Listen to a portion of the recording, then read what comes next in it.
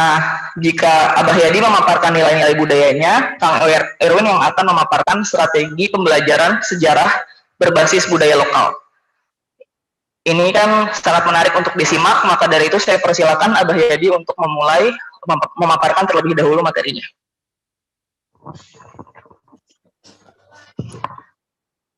Assalamualaikum warahmatullahi wabarakatuh. Ya, terima kasih.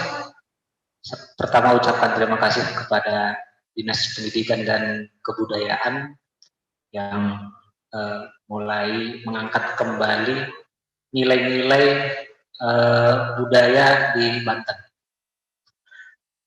Terima kasih ke ASGI, Asosiasi Guru Sejarah Indonesia. Ini sebenarnya kajian yang hari ini dianggap mudah, dianggap sulit, ini mungkin paling sulit dibanding sejarah peristiwa atau sejarah ketokohan. Kenapa? Karena bicara tentang nilai, itu bicara tentang kepribadian. Bicara tentang kepribadian, itu bicara tentang perilaku. Nah, perilaku yang akan dibahas adalah perilaku masyarakat di masa kesultanan.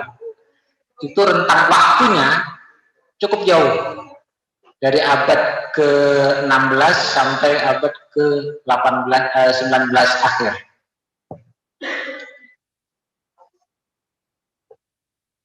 Saya punya masker sendiri. Nanti saya jelaskan pola masker kayak seperti ini. Oh, iya. Ini nilai.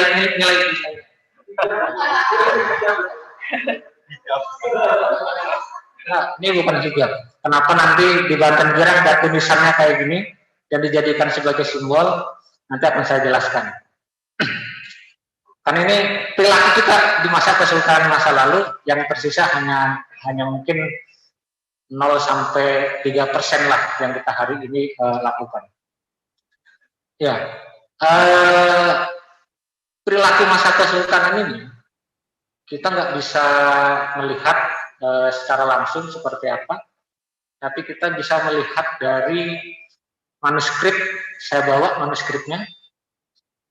Ini manuskrip sejarah Banten, ditulis disalin ya, bukan ditulis, salinan tahun 1711. Manuskrip aslinya itu ditulis tahun 1683, manuskrip aslinya. Itu juga salinan dari manuskrip sebelumnya yang ditulis tahun 1679. Manuskrip ini menceritakan tentang sejarah Banten sejak zaman Cium Wanarat sampai zaman Ageng Tirtayasa. Ini lengkap, informasinya lengkap, cuman bahasanya bahasa Jawa kuno, butuh waktu untuk memahaminya, sekaligus juga butuh waktu untuk melihat kondisi saat itu seperti apa. Karena kalau berdasarkan sumber manuskrip, kita harus melihat sumber arsip dari Eropa.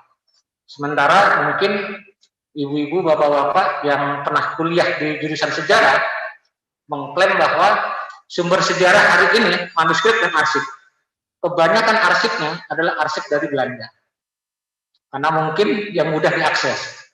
Sementara yang pernah datang ke Nusantara, khususnya di Banten, itu dari berbagai negara. Prancis, Inggris, Denmark, termasuk juga Korea, termasuk juga India, negara-negara, itu semuanya memiliki dokumen dan bercerita tentang Banten. Ini yang mudah-mudahan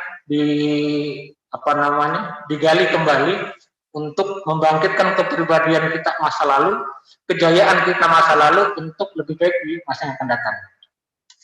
Nah, dari kajian ini, di bagian depan itu ada cover perjanjian. Coba di bagian depan cek dulu di cover. Nah, di paling ujung itu surat perjanjian antara Sultan, itu ada stempelnya, stempel merah, stempel lilin, dan bawahnya itu peristiwa pertempuran tahun 1682 Sultan Hadirin Ageng Tirtayasa, itu lukisannya. Terus bawahnya ini kapal, kapal perang dan kapal pengamanan.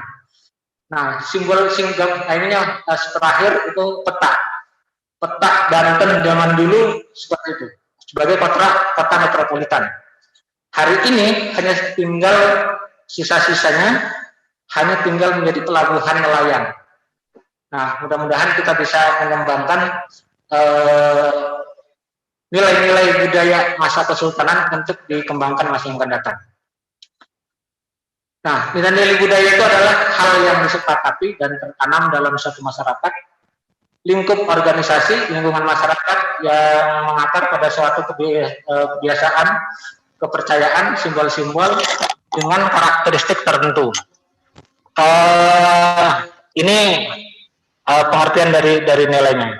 Tapi kita akan bahas langsung karena waktunya singkat di kebudayaannya. Nah, sekarang membahas unsur budaya. Unsur budaya ini yang luput dari kajian pemerintahan, bukan hanya pemerintahan Banten, tapi ini secara nasional ini masih luput. Pertama, unsur budaya itu ada manuskrip, ritus, adat istiadat, tradisi lisan, pengetahuan tradisional, teknologi tradisional, permainan rakyat, olahraga tradisional, seni, bahasa, dan cagar budaya. Ini unsur budaya. Dan ini baru ada undang-undangnya di 2017. Undang-Undang Nomor 5 Tahun 2017. Yang sudah punya lembaga baru 2. Cagar budaya itu ada lembaganya Pelestarian Kebudayaan dan Bahasa. Ada Pusat Bahasa dan Badan Bahasa. Sementara dari manuskrip sampai seni ini ada di Lembaga Balai Pelestarian Nilai-Nilai Budaya. Nah, ini rangkaiannya banyak. Manuskrip sendiri juga banyak, dokumennya banyak, segala macamnya banyak. Nah, tinggal budaya yang ada dari 11 unsur kebudayaan ini semuanya ada di masyarakat, ada di lingkungan, dan ini yang banyak belum digali secara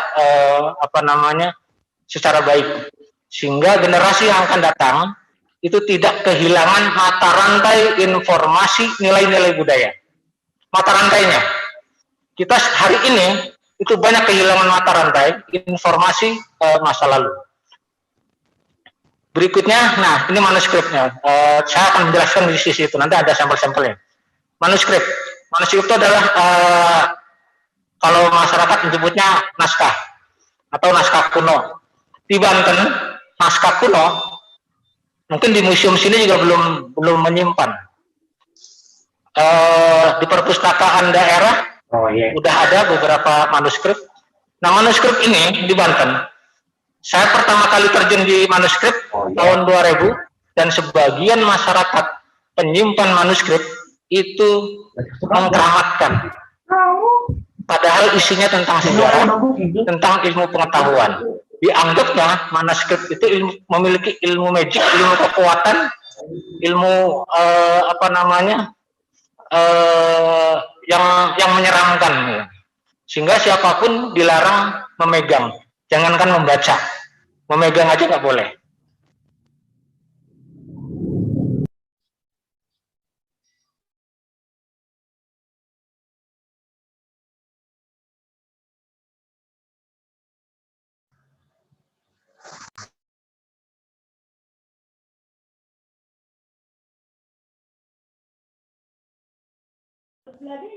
Kalau puluhan tahun tersimpan di peti, tersimpan di lemari, tidak pernah dibuka, itu kitab kuno ini mengandung zat beracun.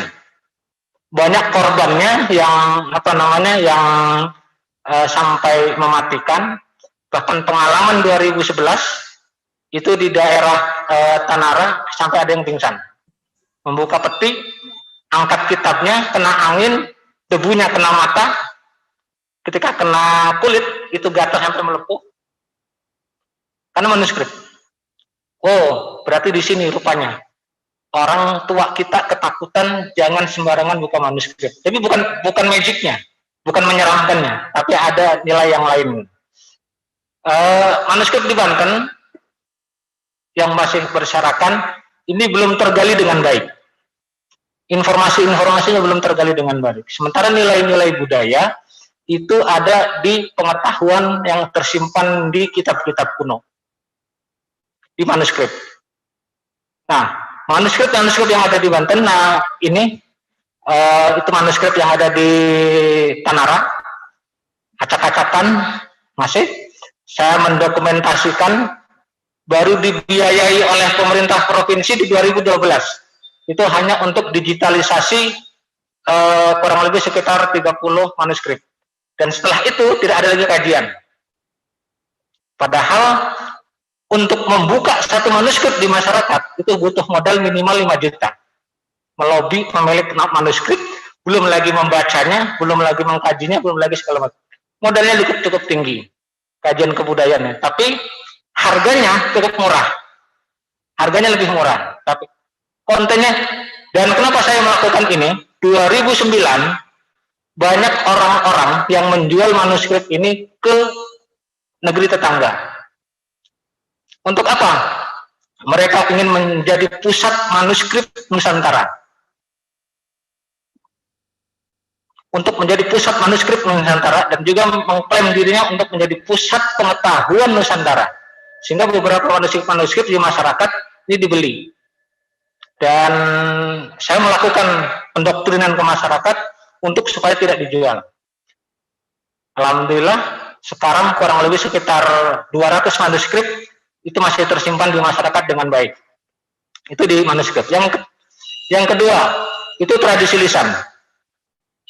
Tradisi lisan ini yang mungkin baru-baru ini sudah ada kampusnya. Baru ada kampus atau namanya mengkaji tentang tradisi lisan. Tradisi lisan ini tradisi yang terputus. Tradisi yang terputus. Di Kesultanan Banten, di era masa kesultanan sampai akhir, itu diklaim oleh orang-orang Eropa, itu perpustakaan terlengkap. Perpustakaannya terlengkap di Kesultanan Banten itu.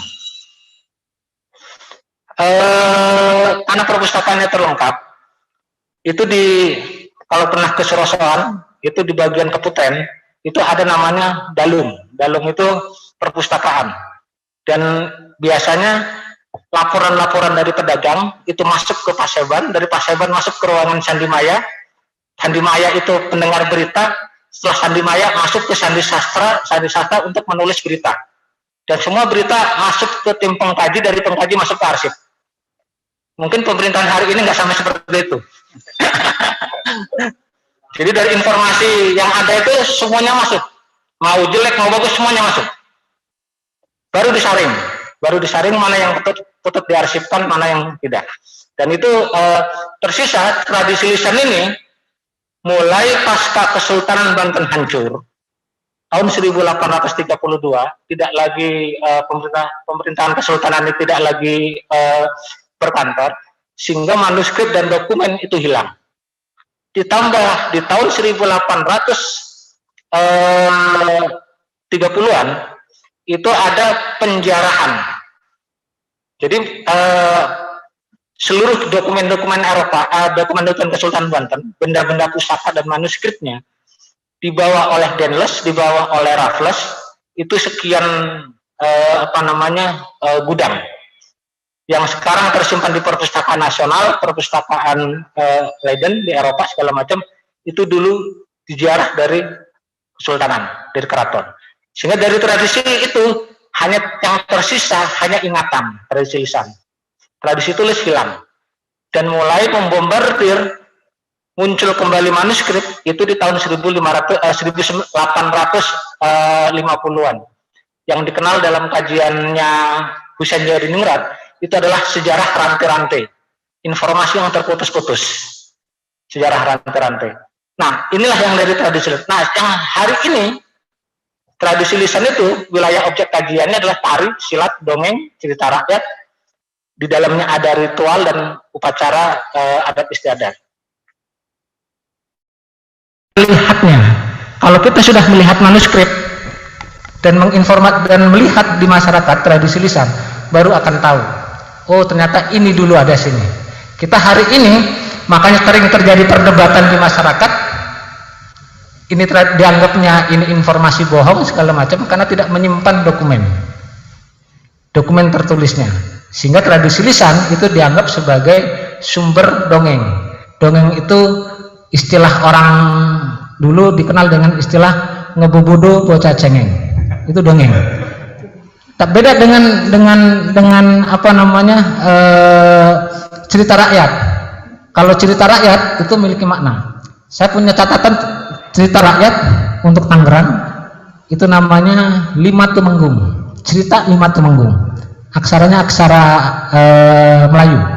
Dicetak oleh pemerintah Belanda itu tahun 1879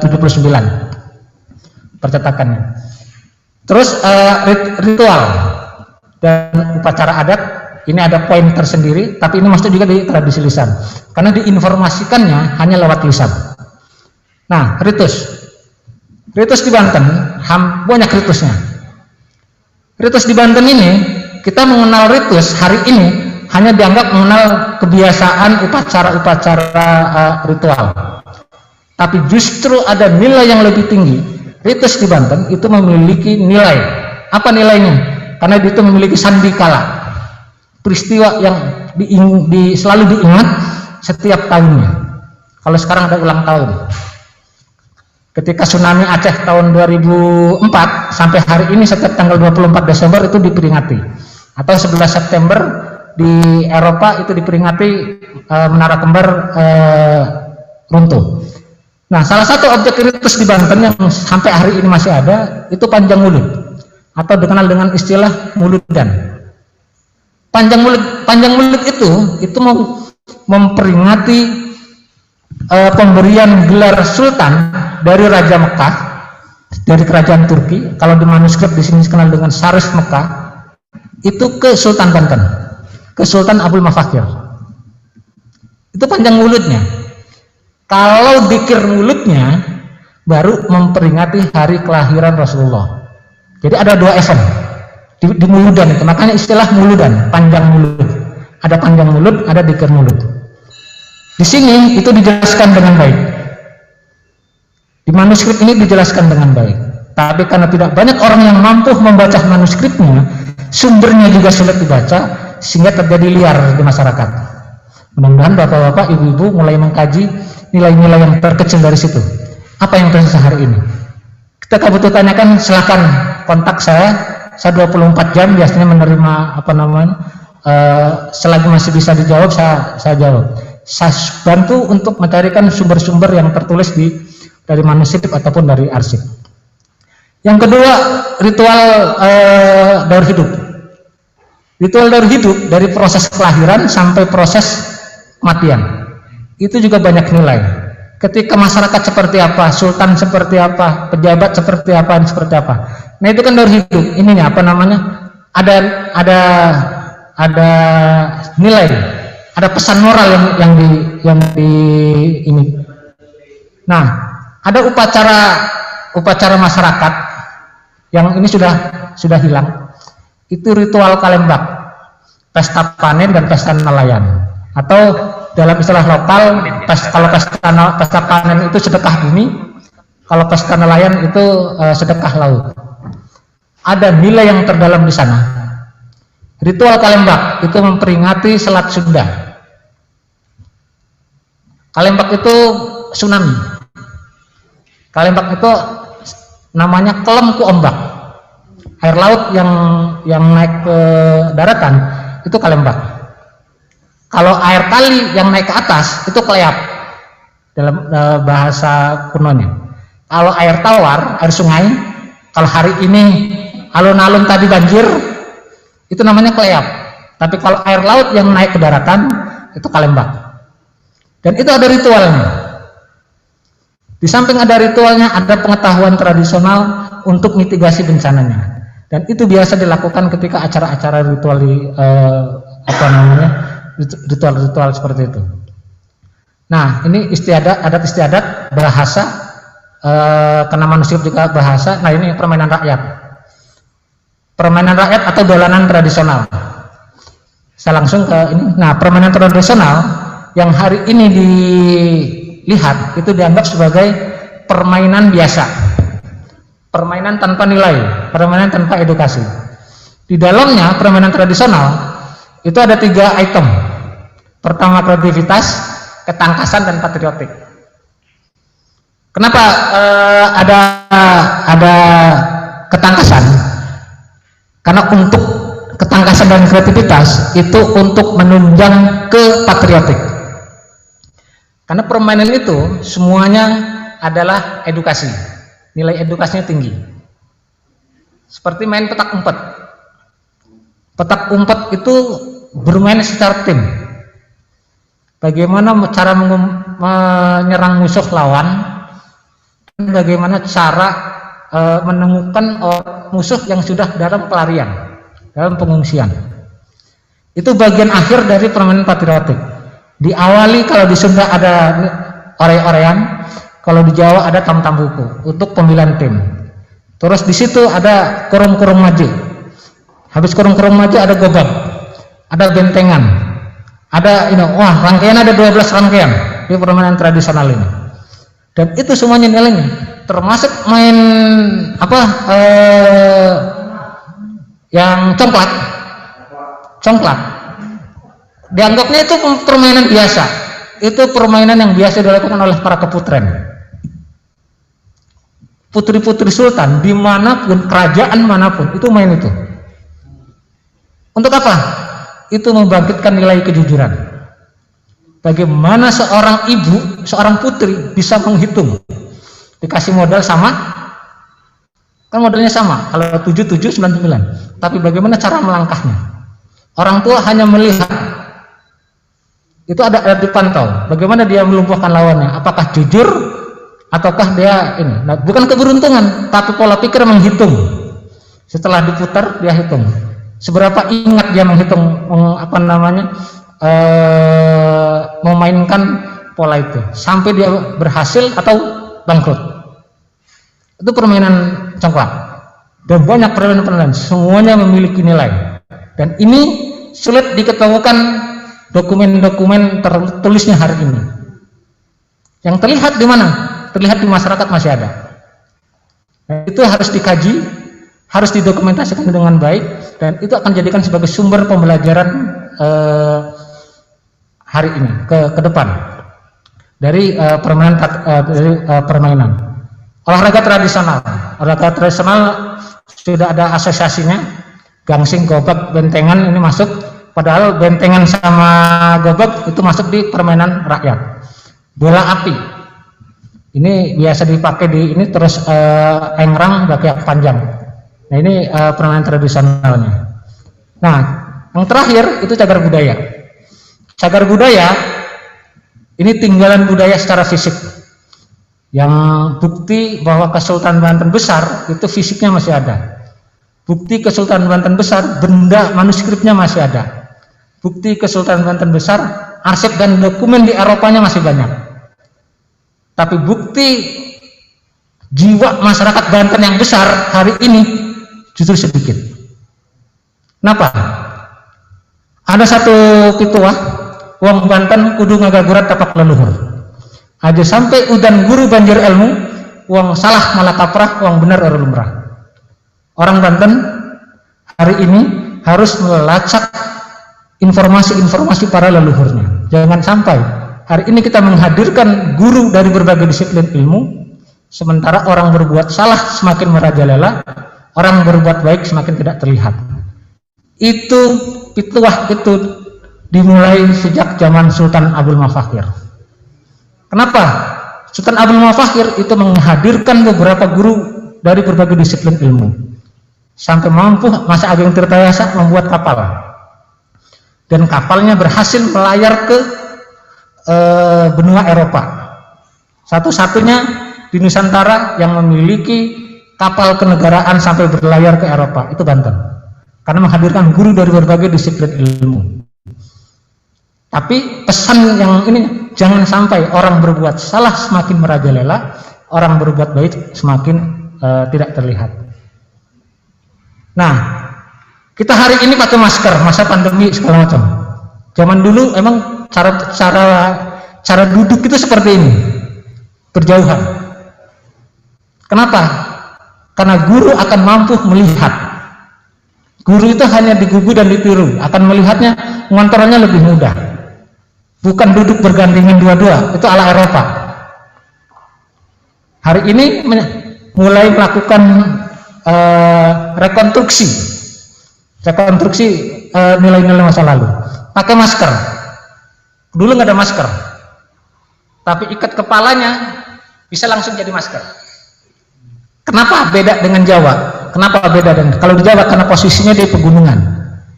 Tapi Banten satu-satunya pertama kali di Nusantara keratonnya itu di pesisir pantai, langsung menghadap ke laut. Karena badai pasir laut itu banyak segala macam, sehingga ikat kepalanya model seperti ini. Dan ini berfungsi untuk menutup debu ketika terjadi badai debu, angin atau segala macamnya. Atau yang sering dipakai oleh masyarakat Timur Tengah. Jadi bukan tanpa nilai, tanpa ini. Dan bukti arkeologi ini ada dua. Satu di Banten Girang, jadi gerbang Banten Girang, ikat kepalanya seperti ini. Orang pengkaji Banten Girang juga nggak sadar. Yang kedua itu ada di Bojonegara, di Kampung Kepaten Desa Margagiri. Batu nisannya seperti ini, batu nisannya. Saya memakai seperti ini karena memang kondisi melihat dari situ, dari sisa-sisa tinggalan budaya. Tapi ngelihat dokumen-dokumen Eropa ternyata banyak. Ilustrasi-ilustrasi Eropa. Yang kedua, karena ini musim pandemi, saya akan informasikan. Di Banten itu pernah terjadi pandemi. Bahkan ada sebagian manuskrip, ada sebagian dokumen menganggap bahwa hari ini pandemi corona itu dikenal dengan pandemi Bantam untuk di Prancis. Pandemi Bantam. Saya dari awal bukan merasa panik dan segala macam, tidak. Karena ada teori tradisional, pengetahuan tradisional terhadap wabah. Kalau hari ini pemerintah harus PSBB, dari dulu juga sudah PSBB. Dari dulu juga sudah PSBB, menjaga jarak, menjaga omongan, menjaga segala macam. Sedari dulu.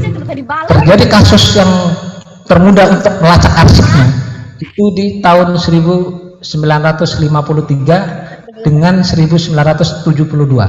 Ketika wilayah Ciruas dan Pontang terjadi wabah malaria dan wabah cacar yang sehari meninggal minimal 3 sampai 10 orang. Itu informasinya itu ada, Mas. Dan ternyata di manuskrip juga ada cara duduk, cara ini segala macamnya. Apa obatnya? Cara menangkalnya, bukan obat, cara menangkalnya. Nah ini yang penting. Ada 3. Pertama asam, yang kedua garam, yang ketiga kelor. Asam itu vitamin C rupanya, untuk menjaga suhu tubuh kita tetap stabil. Makanya depan alun-alun ini pohon asam semua. Ada nama kasemen semuanya, pohon asam semua. Itu asam. Yang kedua garam. Garam itu apa? Garam itu adalah untuk garam itu adalah untuk posisi ini, posisi untuk cuci tangan. Apa namanya bahasa sekarangnya? Hand sanitizer. Dengan air panas. Makanya dikenal ada istilah hangat-hangat kuku. Air panas, ketika kuku tidak merasa panas, tapi di kulit merasa panas. Nah itu ininya. Makanya kenapa ketika awal pandemi sebagian masyarakat merasa panik ketika banyak cacing pada keluar karena disemprot dengan disinfektan. Disinfektan terbuat dari garam terbuat dari air laut. Banten dari dulu sudah menyiapkan garam, setiap rumah memiliki garam, dan garamnya garam kasar.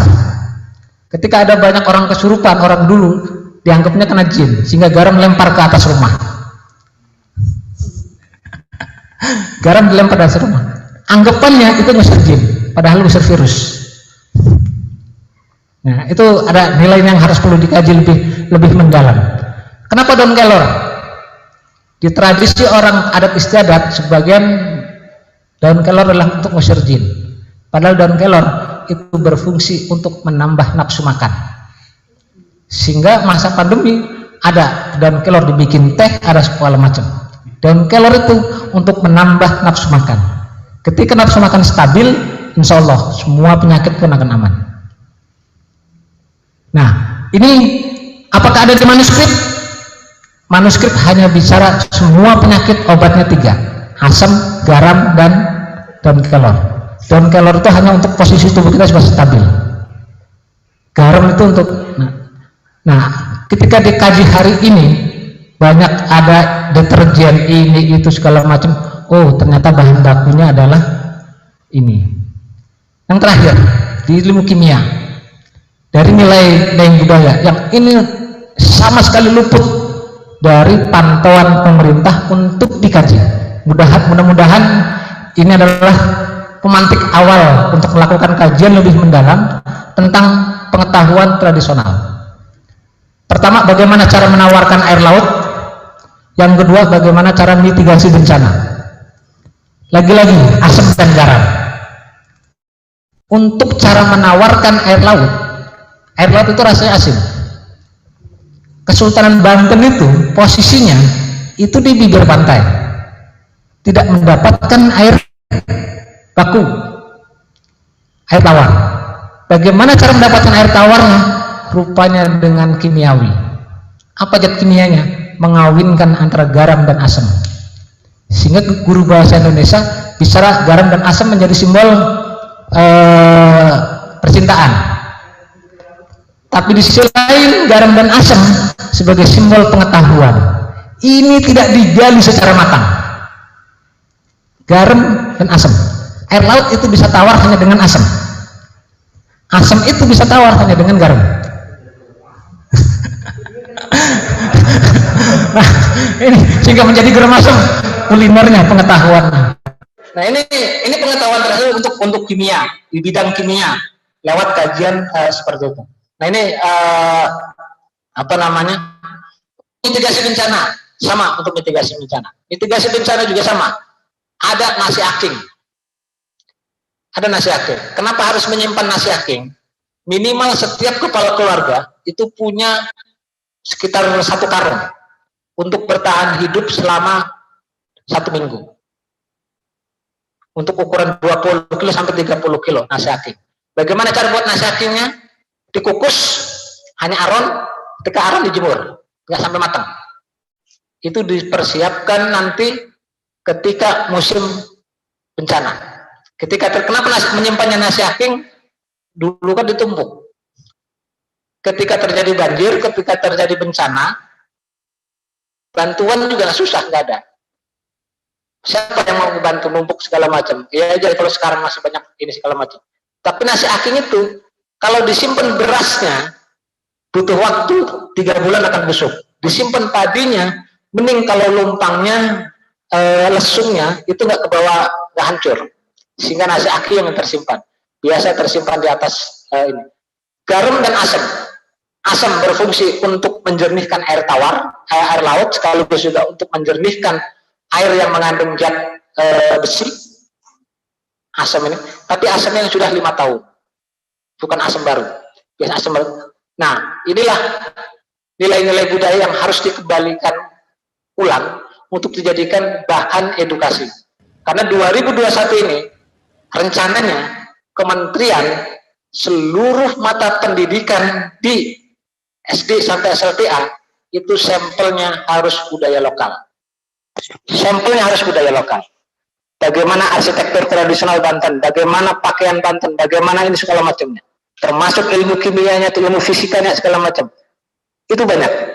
Dokumennya dari mana? Dokumennya dari undang-undang mata rantainya itu dari manuskrip adat istiadat ritus yang ada di Undang-Undang Cagar Budaya.